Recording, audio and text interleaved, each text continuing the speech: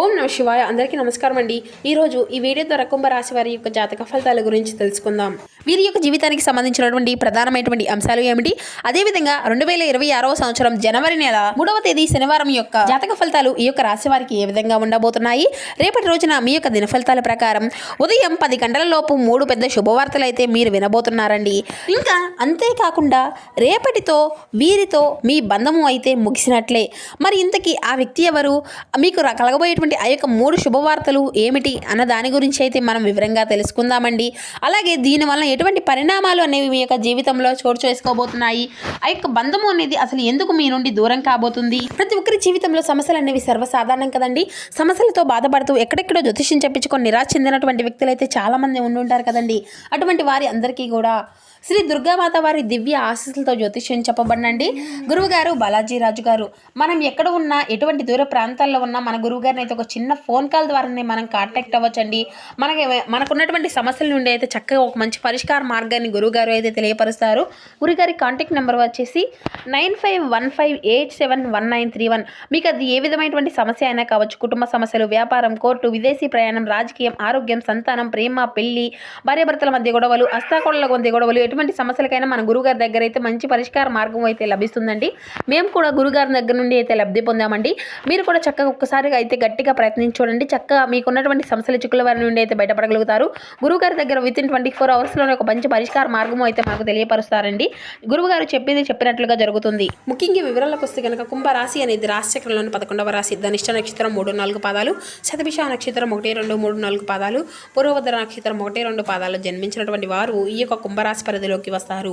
ఈ యొక్క కుంభరాశి వారికి అధిపతి శని భగవానుడు. ముందర వీరిలో ఉండేటువంటి మంచి గుణాలను కనుక మనం గమనించినట్లయితే బోల్డ్ ఉన్నాయనే చెప్పాలండి.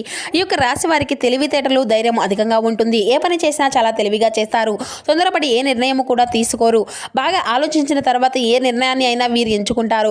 ఇప్పటి వరకు ఎన్నో కష్టాలను, బాధలను పడుతూ వచ్చారు. జీవితంలో ఎన్నో కోల్పోయారు కూడాను. వీరికి కుటుంబం యొక్క బరువు, బాధ్యతలు కూడా చాలా అధికంగా ఉంటాయండి. దానికోసం వీరు ఎంతో కష్టపడుతూ ఉంటారు. అయితే ఈ యొక్క రాశి వారికి రేపటి రోజున శనిదేవుని యొక్క అనుగ్రహము అయితే వీరిపైన ఎక్కువగా ఉండబోతుందండి. శనిగ్రహం యొక్క అనుగ్రహం వీరిపైన ఉండడం వల్ల వీరి యొక్క జీవితంలో ఎంతో అద్భుతంగా ఉండబోతుంది. దానివల్ల ఎంతో అదృష్టము అనేది వీరిని వరించబోతుంది. ఏ పని చేసినా కానీ మంచి లాభాలు వస్తాయి. ఏళ్లనాట శని నుండి విముక్తి అయితే లభించబోతుందండి. ఎటువంటి ఆటంకాలు కూడా మీకు జరగవు. డబ్బు పరంగా బాగా కలిసి వస్తుంది అనే చెప్పాలి. ఇంట్లో డబ్బు పెరుగుతుంది. అప్పుల బాధల నుండి పూర్తిగా విముక్తి అనేది లభిస్తుంది.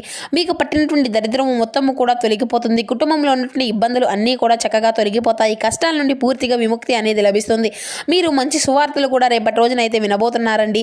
ఇక అంతేకాకుండా ఆర్థిక పరంగా మీకు బాగా కలిసి రాబోతుంది అనే చెప్పాలి. ఇంట్లో సంపదలు పెరుగుతాయి. మీ యొక్క పనులు అన్నిటినీ కూడా చక్కగా సకాలంలో పూర్తి చేసుకోగలుగుతారు. మీ యొక్క జీవితంలో కొన్ని మార్పులు కూడా జరగబోతున్నాయండి.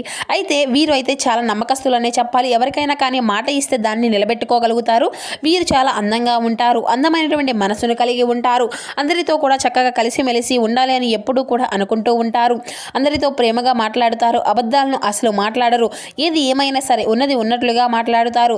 అయితే వీరి యొక్క మాటల్లో గొప్పతనము అనేది చాలా అధికంగా ఉంటుందండి. గుండెల్లో ధైర్యం ఉంటుంది. ఎంత పెద్ద వారిని అయినా కానీ అస్సలు భయపడరు. వీరి యొక్క జీవితంలో డబ్బును బాగా సంపాదించాలి అని అనుకుంటూ ఉంటారు. ఇక రేపటి రోజున వీరికైతే ఒక దేవత యొక్క కంటి చూపు కూడా వీరిపైన అధికంగా ఉండబోతుంది అని చెప్పాలండి. దానివల్ల వీరికి బాగా కలిసి వస్తుంది. జీవితంలో నుండి కష్టాలు, బాధలు అన్నీ కూడా వీరి నుండి దూరం కాబోతున్నాయి. ఏ పని చేసినా వీరు ఊహించినటువంటి ధనలాభాలు కూడా కలగబోతున్నాయి. మీకున్నటువంటి అప్పుల నుండి కూడా విముక్తి అనేది కలగబోతుంది. అనుకున్నటువంటి పనులు అన్నీ కూడా చక్కగా సకాలంలో పూర్తి చేసుకోగలుగుతారు. అదృష్టము అంతా కూడా మీకు అనుకూలంగా ఉంటుంది.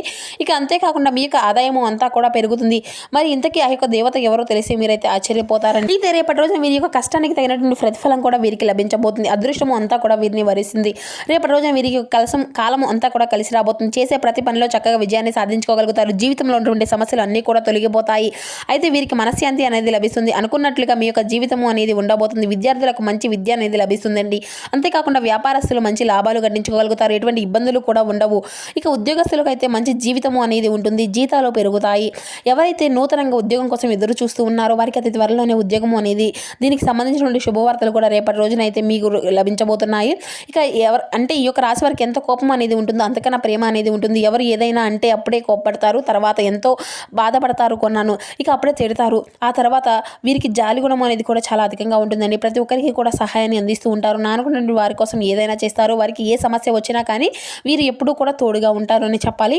కానీ నా అనుకున్నటువంటి వీరిని అయితే మోసం చేస్తూ ఉంటారు. కష్టాల్లో ఉన్నప్పుడు ఎవరు కూడా సహాయము అనేది చేయరండి. ఒంటరిగానే ఉండి చాలా బాధపడుతూ ఉంటారు. ఎప్పుడూ కూడా భవిష్యత్తు గురించే వీరు ఆలోచిస్తూ ఉంటారు అని చెప్పాలి. జీవితంలో ఏదైనా సాధించాలనేటువంటి గొప్ప సంకల్పం అనేది వీరికి ఎప్పుడూ కూడా ఉంటుంది. దానికోసం ఎన్నో ప్రయత్నాలు అయితే వీరు చేస్తూ ఉంటారు. ఇక రేపటి రోజున ఒక దేవత యొక్క కంటి చూపు వీరిపైన అధికంగా ఉంటుందని చెప్పుకున్నాం కదండి. మరి ఆ యొక్క దేవత ఎవరంటే సాక్షాత్తు ఆ శ్రీ మహాలక్ష్మీదేవి అనండి.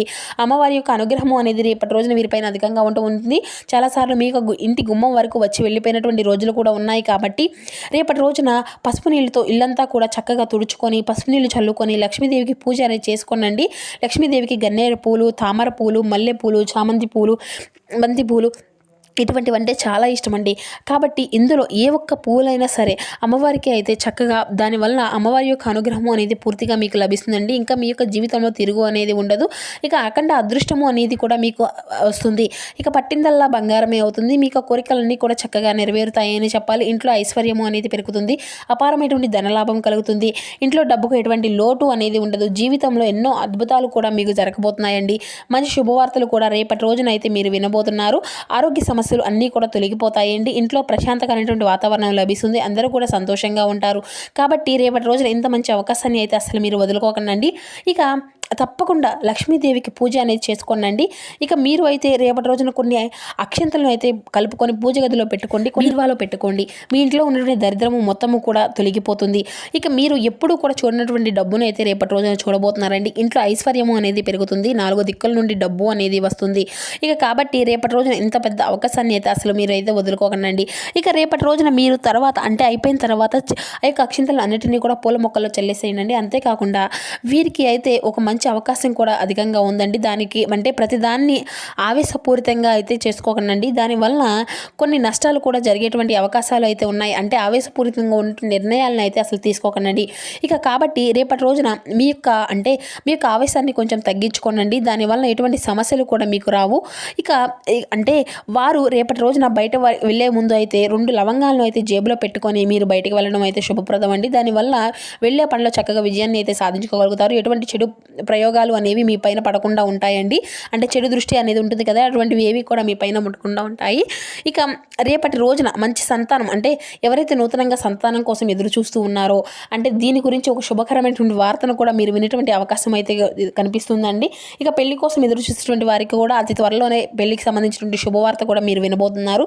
ఇక ఈ 2 శుభవార్తలు అయితే రేపటి రోజున ఖచ్చితంగా నెరవేరబోతున్నాయి. అంతేకాకుండా మీకు వీలైతే కుక్కలకు ఆహారము అనేది దానం చేయండి. దానివల్ల ఎంతో పుణ్య ఫలితము అనేది మీకు లభిస్తుంది. మీ యొక్క జీవితంలో ఉన్నటువంటి శని దోషాలు అన్నీ కూడా తొలగిపోతాయి. మీకు తగిలినటువంటి అడ్డంకులు అన్నీ కూడా దూరం అయిపోతాయి. విపరీతమైనటువంటి డబ్బు అనేది వస్తుంది. జీవితంలో డబ్బుకి ఎటువంటి లోటు అనేది ఉండదు. రాబోయే రోజుల్లో ధనలాభాలు కలుగుతాయి. కాబట్టి ఇంత పెద్ద అవకాశాన్ని అయితే అసలు మీరు వదులుకోకండి.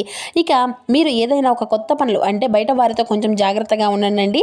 ఎవరితో కూడా గొడవలు అనేవి పడకండి. ఎవరికి కూడా ఎటువంటి సహాయము అనేది సలహాలు అనేవి ఇవ్వకండి. దానివల్ల మీకే నష్టం జరిగేటువంటి అవకాశం అయితే అధికంగా కనిపిస్తుంది.